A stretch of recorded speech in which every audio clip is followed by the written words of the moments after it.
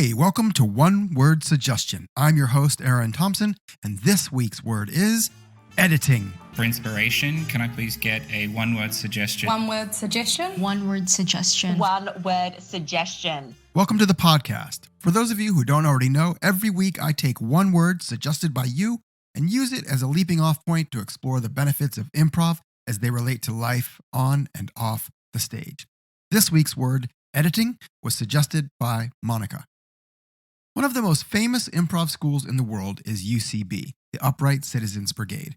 And when you walk into their New York offices, one of the first things you'll see is a giant poster that says, "Don't think."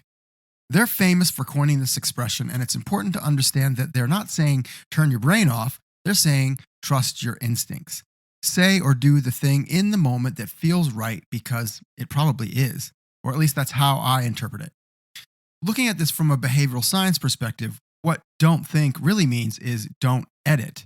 Editing is that little voice in your head. Should I say this? If I do, will people get it? Will I look stupid? What if I'm not funny? What if I get it wrong? Maybe I'll just stand here and keep my mouth shut. And that little voice will mess you up every time. As David Rosowski famously said, fuck your brain. It's a liar and an asshole. Or as I less famously said, trust your gut. The opposite of editing is auditing. And again, from a behavioral science perspective, what this means is just being present and aware in the moment, observing what's going on around you, listening actively and taking it all in, looking for opportunities to add your own perspective when appropriate.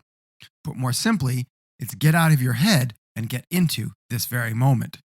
And improv training can help you get better at doing this. Whether you want to perform on stage or perform at work, learning not to edit can help you move forward, build self-confidence, and get better at trusting your gut. As for editing scenes on stage, I'm going to assume that if you're listening to this, you have a pretty good idea already of what that means or how to do it. And if you don't, come to Laugh Masters Academy and take a class.